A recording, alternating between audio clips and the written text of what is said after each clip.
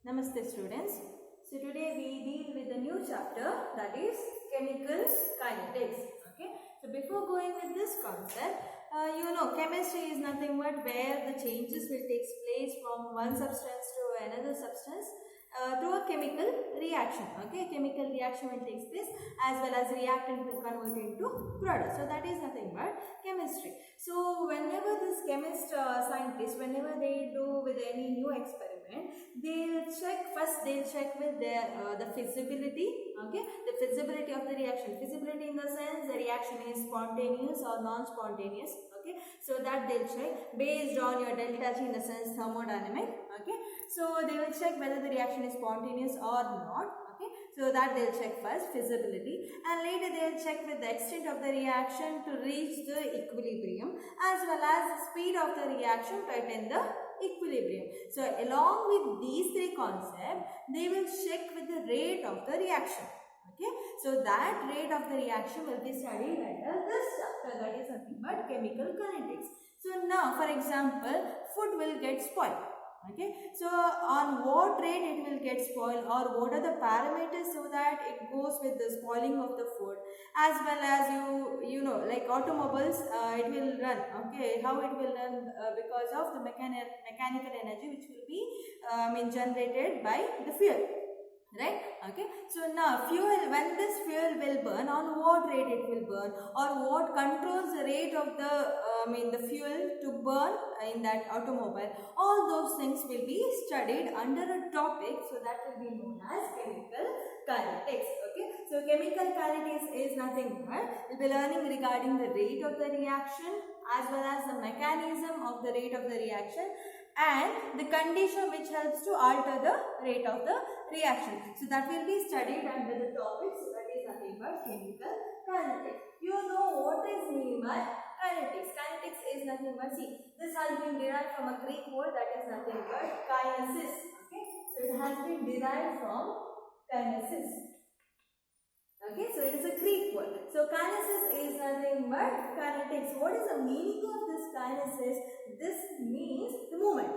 Okay, so when the movement will take place, in the sense now when a chemical reaction. Okay, so chemical reaction, whenever it will take place by the atom, the movement, the reaction will take place between them. Okay, so the certain speed of the reaction will be there to attain a product, to form a product, right? So now whenever the reaction formation will be there, whenever the chemical reaction will be there, what will be the rate of the reaction, what will be the speed of the reaction to attain the equilibrium. Okay, so that will be considered under the topic, that is nothing but chemical kinetics. See, under the topic of thermodynamics, you can consider with the feasibility. Okay, you will get to know the rate of, the value of the feasibility, as well as under equilibrium you will get to know the reaction is, on what extent the reaction will undergo, or what will be the speed of the reaction. So that will be learned under equilibrium. So under this topic, chemical kinetics, you will be studying regarding the rate of the reaction. Okay, so on what rate the reaction will take place. So that will be studied under the topic. So that is chemical kinetics. So now here, before going with the concept, we have to learn regarding rate of reaction. Rate of a reaction. So how we are going to write, or what is mean by this rate of reaction? See, as I told, chemical kinetics is nothing but we are going to study regarding rate of reaction. So first you should know what is mean by this rate of reaction. See, always the rate of the reaction whenever you are learning, so you are learning with the three types. So the first type is known as instantaneous reaction. The second one is known as very slow reaction, and the third one is known as average reaction. So whenever a chemical reaction will take place, it takes place with these three kinds. Okay, so either it goes with instantaneous reaction, or it goes with very slow reaction, or it goes with average reaction. For example, whenever you will do experiment in lab, you might have observed, for example, AgNO, silver nitrate you have taken in a test tube, another test tube you have sodium chloride. Okay, so you just mix it. Okay, so just when you are mixing, by that time what will happen? Displacement will take place, right, with the ions. By that time you will get silver chloride as a product. So due to the formation of silver chloride, you will white precipitate. As you will add sodium chloride to the test tube, you will get white precipitate. So that is instantaneous reaction. In the sense, very fast reaction will take place. Within instant, the product formation will take place. So that is nothing but instantaneous reaction. So we can say like fast reaction will take place over here. Your ionic reaction and all, it goes to the instantaneous reaction, because mainly ionic reaction, whenever it will take place, it goes with the displacement reaction. So it goes with instantaneous reaction. Within instant, the product formation will take place. Next, very slow reaction. See, rusting of iron, okay, it takes a longer period, okay, longer time it will take place. Conversion of diamond to graphite, it takes very long time. Very long time in the sense, what will happen there, the reaction, whatever it will take place, so that goes with very slow, okay. So with the slow rate, the rate of reaction will take place. So that will be considered as, those kind of reaction will be considered as very slow reaction. The next reaction will be considered as average reaction. Sometimes, some kind of reaction, it doesn't go with very fast, as well as it doesn't go with very, slow also. So in medium, okay, on medium rate, the reaction will take place. For example, hydrolysis of starch, when you will do, as you will do hydrolysis, okay, the reaction, it won't take place, in the sense product formation, it won't take place with very, instant, as well as it is not very slow reaction also. In a medium, for example, when you do hydrolysis of starch, you need time, in the sense it need 2 hours to form a product, okay. So it is not very long time also, as well as it is not fast reaction also. In the medium rate, the reaction will take place. So that will be considered as average reaction. So here the rate of reaction, before going to the rate of reaction, you should know regarding this. So whenever a chemical reaction will take place, either the reaction will be very fast in rate, or the reaction will be very slow in rate, or it will be there with a medium speed. So in this chapter, you will be learning regarding the rate of the reaction of average reaction, in the sense medium, as well as instantaneous, very instant, sudden. Whenever the product formation will take place, as you will add reactant, the product formation takes place in faster way. So you will be learning these two kinds after this chapter. So now, next we are going to learn under this how this rate of the reaction, or how we are going to measure this rate of the reaction. Okay. So we will be learning now measurement of the reaction. Okay. So how we are going to measure the rate of the reaction. So now, for example, you know reactant, chemical reaction, in the sense, obviously you should have a reactant, okay. So with a certain condition, the product formation will take place, right? So now here what will happen, see, chemical kinetics rate, when you are studying, how you are studying. For example, now your automobile or car, okay. So how you are going to mention the speed of the car, okay. So that is nothing but there the change in position will take place, as well as the distance, the travel by with respective time, okay. So when you will calculate with this measurement, you will get to know what is the speed of the car. So in the same way, how we will get to know the rate or the speed of the chemical reaction? So that will be measured based on the concentration. Remember, so the rate of the reaction will be measured based on the concentration of reactant as well as product with respective of time. Within certain time, what will be the concentration of reactant as well as what will be the concentration of the product, okay. Initially, when you start with the reaction, okay, by that time, what will be the concentration of a reactant, okay. As you will end with the reaction, what will be the concentration of reactant? The same with the product, initial stage as well as final stage. So that is nothing but you are going to measure the concentration with the respective of time. So that will be considered as rate of the reaction. So I guess you understood the concept, the rate of the reaction when you are measuring of a chemical reaction. So that will be measured in terms of concentration with respective of time. Remember, okay.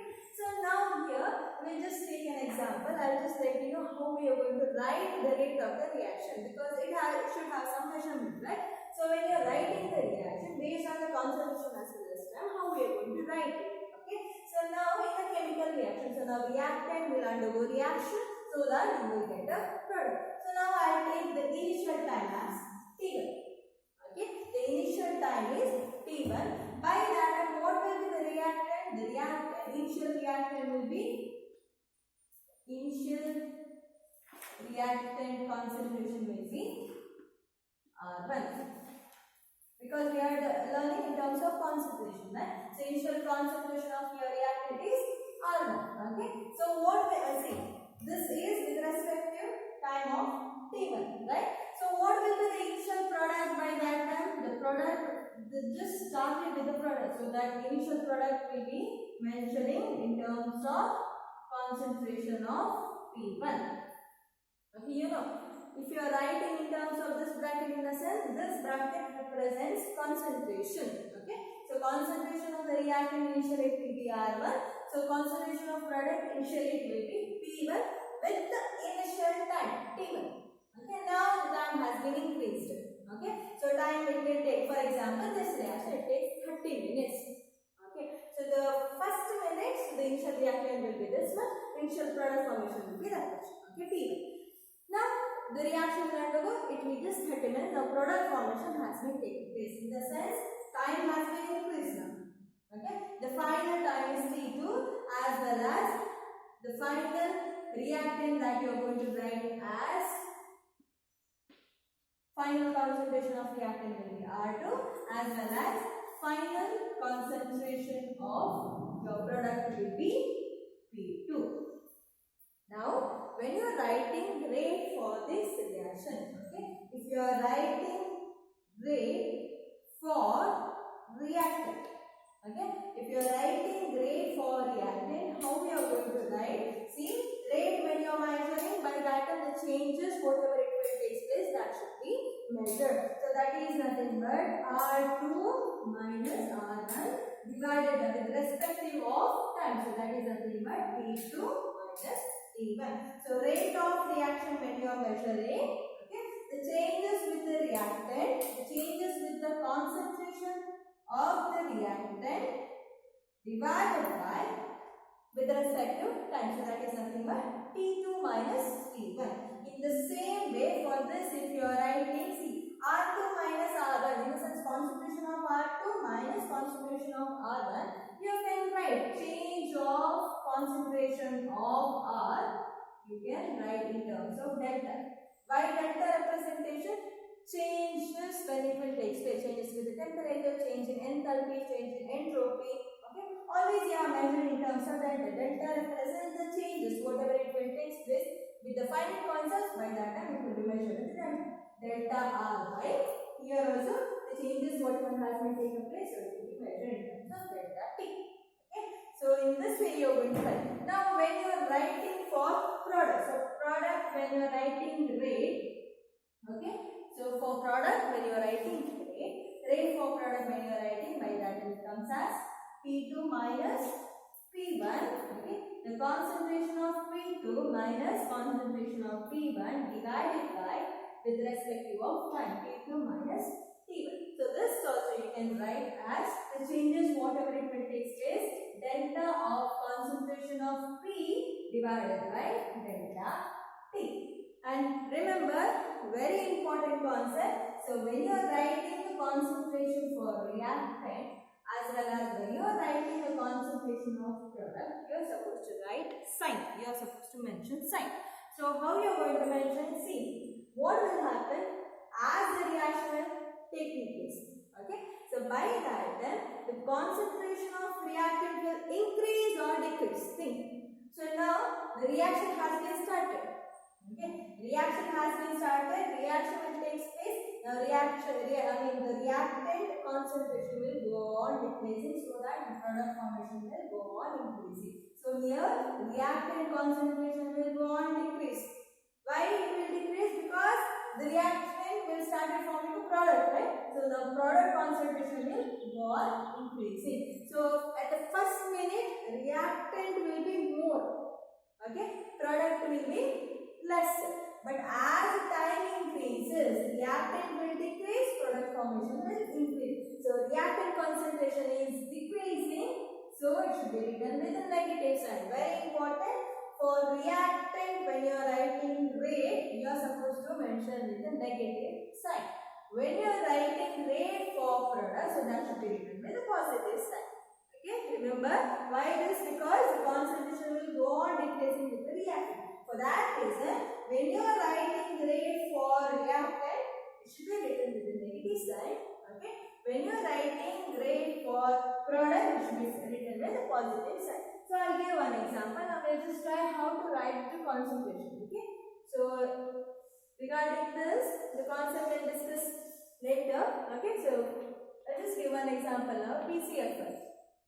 Phosphorus pentachloride will give PCl3 plus Cl2 formation when it takes place. Now they will ask you to write the rate of the reaction. So when you are writing the rate of the reaction, how are you going to write? So rate is equal to, okay. So rate for reactant, when you are writing rate, how you are going to write? The concentration, say delta, the changes will take place because this is reactant. R2 minus R1 here also it will take place. So delta of concentration of PCl5 divided by delta T. You are writing for reactant, so negative sign. Okay. So this is for reactant. Now when you are writing for product, see you can write here rate for reactant, you can write this, rate for product, you can write this as well as this. That can be done. Or else here only you can write. Make it equal sign because the same reactant will undergo for the reaction, so that you will get a product. Okay. So all are equal because the reaction will be done with a constant volume. If you are taking 1 mole of reactant, say 1 mole of product formation will take place, right? Okay. So based on that equal sign. So for product, when you are writing, how you are going to write? Delta of concentration of PCl3 divided by delta T. So here no need to write negative sign because you are writing for product. Okay, is equal to again the delta concentration of Cl2 divided by delta of T. Okay, so this is the way of writing your rate of reaction for. So next we are going to see the graphical representation of rate. This graph can be asked, okay, in your exam. So now I'll just see, first we will draw for reactant. In the same way we are going to draw for product. Okay, so first I'll draw for reactant. So whenever you are drawing a graph for reactant,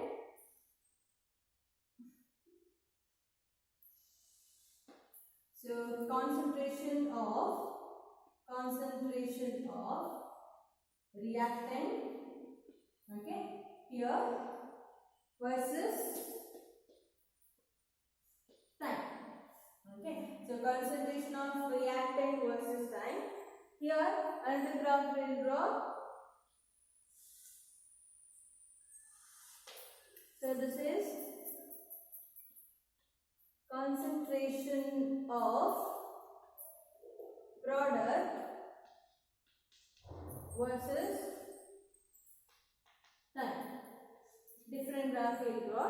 So here first we will say the reactant, what will happen. Okay, concentration versus time. When you draw graph for reactant. Okay, for reactant when we draw, how you will get the graph. See, now when the time is 0, okay, so by that we will be having some initial reactant, right? So initial reactant will be there. So that initial reactant, you know how you are going to represent. R0, right? R0 when it will be represented, that means that you are having initial concentration. When the time is 0, by that you are having some initial concentration. Now as time increases, what will happen with the reactant? Reactant will go on decreasing. The concentration of reactant will go on decreasing. See, in this way it decreases. So as the time increases, your concentration of the reactant will go on decreasing. Okay. So now if I take with the finite time, okay, with the finite time as well as finite concentration, if you are taking in business, by that time consider at time t1. Okay, at time t1, what will be the concentration of reactant? So that will be measured as R1. Okay, so now the procedure will go on continuing. I'll just take another time, so that I'll take it as T2. At time T2, what will happen? The concentration of reactant will be represented as R2. Okay, the concentration of reactant will be represented as R2, right? So now here we see the changes whatever has been taken place over here. Okay, the changes has been taken place T1 to T2. That is, I mean here the delta whatever it will be taking place or with the finite time, so that will be represented as delta T. Okay, so here whatever the difference R2 minus R1, right? Okay, the changes whatever it has been taken place, so that will be represented as delta R, right? So for this, when you are writing rate, see this will be considered for average reaction. Average reaction in the sense when you measure it with a finite condition, by that will be measured in terms of average reaction. Okay, we have learned, right, 3 kinds of reaction. So under that, average reaction will be measured with the finite reaction, finite condition. Finite condition in the sense there the changes should be there T1 to T2. Okay, as well as R1 to R2. The concentration has been changed as well as your temperature also has been changed. With the finite condition, we are going to take the rate of reaction with the average condition. Okay, so the in average condition, if you are writing rate for this, okay, so how it comes? You know, R2 minus R1, the concentration of R2 minus the concentration of R1 divided by here T1 as well as T2. In the sense delta T when you are writing, it comes as T2 minus T1. So this you can also write it as minus of delta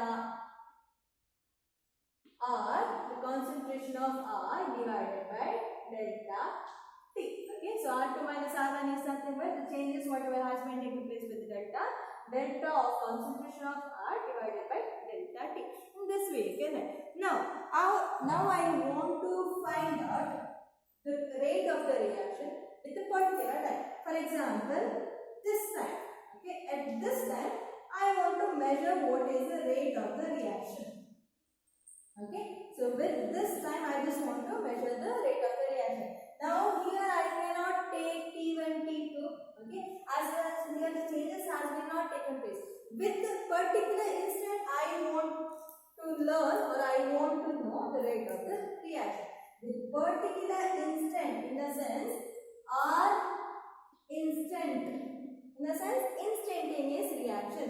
With the particular instant I want to learn regarding your rate of reaction. So by that time how we are going to measure? So that will be measured in terms of slope. Okay, with a particular reaction or particular time if you want to measure the rate of reaction, so that will be measured in terms of slope. So when it will be measured in terms of slope, you cannot take delta here at a particular time you are going to measure. With certain time, only with that time you want to measure the rate of the reaction. So by that time, this should be differentiated. So by that you will get D of concentration of R by dt. Okay, so all these things are same. Okay, but here why we have taken delta? Here we are going to represent the changes whatever has been taken place. R1 to R2 as well as T1 to T2. Whatever the changes has been taking place with a certain time, with a particular time, so that will be measured as delta. Here with a particular instant we are going to measure. With a particular time, only with this time I want to measure the rate of the reaction. So by that time I should differentiate this. So when I differentiate by that time instead of delta, I am supposed to write in terms of T. Okay, D of concentration of R by dt. So remember, if then ask rate for average reaction, you are supposed to write in terms of delta. Not only here, for any reaction, if they ask you to write rate for average reaction, if they mention, then you are supposed to write in terms of delta.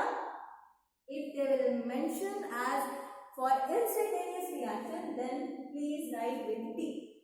Okay, you are supposed to write with the differentiated condition. So in terms of D, you are supposed to write. Okay, so now this is for your reaction. Now if I write a graph or a graphical representation, if I do for product, so now here what will happen again? The same thing, the concentration versus time. So when time is 0, your product also will be 0. I mean in the sense you will be having initial product. So that can be represented as concentration with P naught also, right? So now here what will happen, as the reaction will take place, reactant will go on decreasing, but product formation will go on increasing. So product formation will increases. Okay, so product formation will go on increasing. So now here, if I want to measure the rate of reaction with a particular time, okay, with the T1 I want to measure.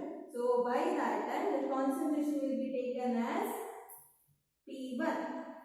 Okay, so now, little reaction will take place, the product formation will take place.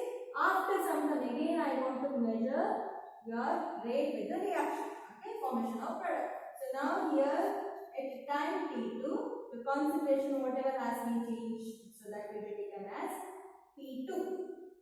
Okay, so now here for this finite condition, if I say the time will be taken as delta T, here the changes whatever has been taken place, so that can be taken as delta P.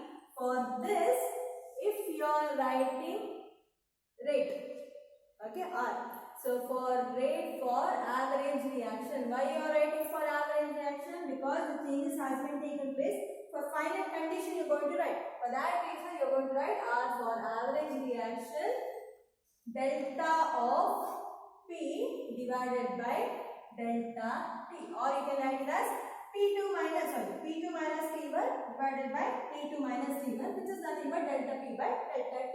So here no negative sign, because here the graph is increasing. It is showing that the concentration is on increasing. Now if I want to measure with a particular instant, okay, with a particular instant if I want to measure, for example, with this time, okay, with this time I want to measure the rate of the reaction.